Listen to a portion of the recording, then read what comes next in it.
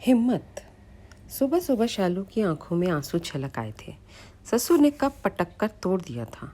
Kitchen के पास आकर चिल्ला रहे थे, सुनो जी, बहू को कह दो आज के बाद चाय ना बनाए मेरे लिए। सुबह सुबह सारा मूड ही खराब हो गया। ये तो हो ही सकता है ना, किसी दिन चाय खराब बन जाए तो दूसरी चाय बनाई जा सकती है। मगर ससुर जी उसकी छोटी छोटी गलतियों पर भी ऐसी ही प्रतिक्रिया देते हैं। और अभी पटक कर कप तोड़ दिया उन्होंने। शालू, बस अभी 2 साल ही होने वाले हैं उसकी शादी को। सुबोध के साथ उसका ब्याह हुआ है, एक ननद और जेठ जिठानी और सास ससुर वाले परिवार में। और जेठ जिठानी लखनऊ में रहते हैं। शादी में जेठानी जी ने कहा भी था, जल्दी देवर जी से जाने का इंतज़ाम करा लेना। तू बस इतना समझ ले, तेरी 2 सास है।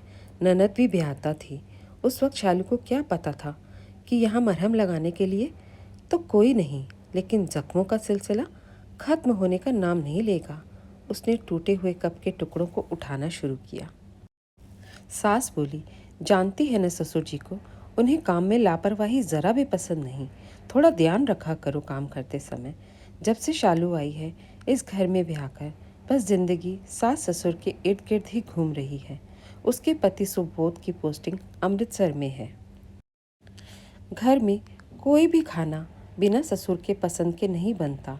बहू इस घर में बसना है तो गले की आवाज़ जितनी धीमी रखोगी सुखी रहोगी। देखो, ससुर जी से बिना पूछे कोई खाना नहीं बनेगा इस घर में। और हर काम समय से कर लेना, वरना इनके गुस्से से मैं भी नहीं बचा सकती तुम्हें। और माफ़ी मांगने से ये माफ़ भी नहीं करेंगे। वो समझ ही नहीं पा रही थी अपने सास ससुर के स्वभाव को। एक दोपहर वो सोई हुई थी, काम करके इतना थक गई थी कि उसे बिस्तर पर जाते ही नींद आ गई। अचानक अचानक उसके दरवाजे पर दस्तक हुई तो ससुर थे। वो हड़बड़ा गई। जी पापा, उसने कहा, बिना बाहर के कपड़े उठाए सोने की हिम्मत कैसे हुई तुम्हारी? देखो, तुम्हारी सास कपड़े उठाने आ रही है। माँ बाप ने सास ससुर की इज्जत करना नहीं सिखाया? बहू के होते सास कपड़े उठाएगी? जैसे नींद आंखों से कोसों दूर हो गई, वो दौड़ कर कपड़े उठाने गई। जब देखा तो सास सीढ़ी के सबसे निचले पायदान पर खड़ी उसे गुस्से से देख रही थी। चिल्लाने लगी, बस सोने का बहाना ढूंढती रहती है। ओह, तो सास ससुर मिलकर उसे सताने की राजनीति करते हैं।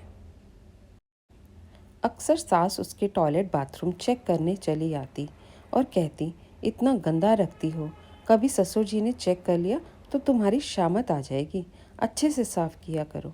एक दिन शाम की चाय बनाकर वो डाइनिंग टेबल पर रख देती है। ससुर जी डाइनिंग टेबल के बगल में लगे सोफे पर बैठकर टीवी देख रहे थे।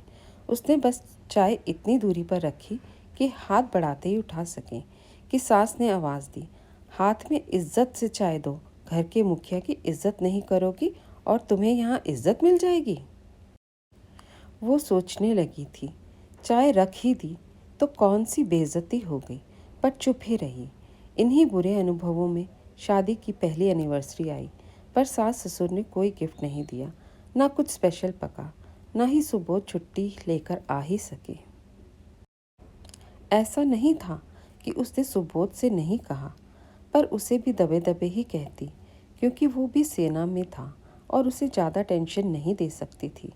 जेठानी हमेशा कहती, मैं बहुत मुश्किल से पिन छुड़ाकर भागी हूँ इस घर से, तुम खुद ही कुछ करो। टूटे कप को उठाकर शालू फेंकने गई। उसे बहुत ज़ोर से रोना आ रहा था। माँ कहती थी, पढ़ाया लिखाया है इसलिए कि कोई सताए तो तू सामना कर सके, ना कि दब्बू बनकर अत्याचार सहती रहे। बाथरूम के शीशे में खुद को रोते सहमे दुखी चेहरे को देखकर उसे खुद पर गुस्सा आने लगा। एमए पास, चरित्रवान गुणवान लड़की बिना किसी गुनाह के क्यों सहे सास ससुर के अत्याचार। वो बाथरूम से निकली, आंसू पोंछे। सास ने कहा, दोपहर को सत्तू पराठा आलू की सब्जी बना दो, आज पापा ने यही बनाने को कहा है।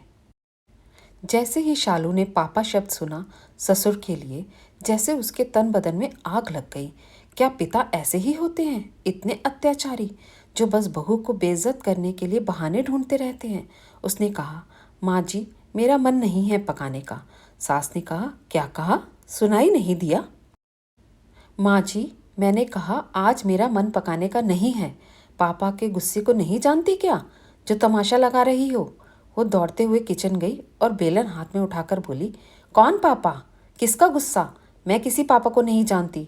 अगर पिता ऐसा होता है तो दुश्मन कैसा होता है? ये अत्याचारी आदमी मेरा ससुर है और उसके कंधे पर बंदूक रखकर चलाने वाली तू माँ स्वरूप सास है। अगर सास ऐसी होती है तो डायन कैसी होती है? सास ने कहा, घर के मुखिया की बेइज्जती करेगी, तेरी इतनी हिम्मत? जैसे ही सास ने उसे मारने के लिए हाथ उठाया, शालू ने बेलन उठाते हुए कहा, बुढ़िया, बुढ़ापे में इतनी गर्मी, पति के साथ मिलकर एक युवा बहू को सता रही हो। ये बेलन हलक में उतार दूंगी। और उसके ससुर गुस्से से तमतमाते हुए आए। दोनों सकपकाए उसे देखते रहे। तलाक दिला दूंगी अपने बेटे से, उसकी सास ने चिल्लाते हुए कहा। तो शालू ने भी कहा, अरे जा बुढ़िया, ये धमकी किसी और को देना। अगर तेरे बेटे ने समझा तो ठीक, नहीं तो मैं खुद उसे तलाक दे दूंगी। अकेली बहू को रखकर सताती हो।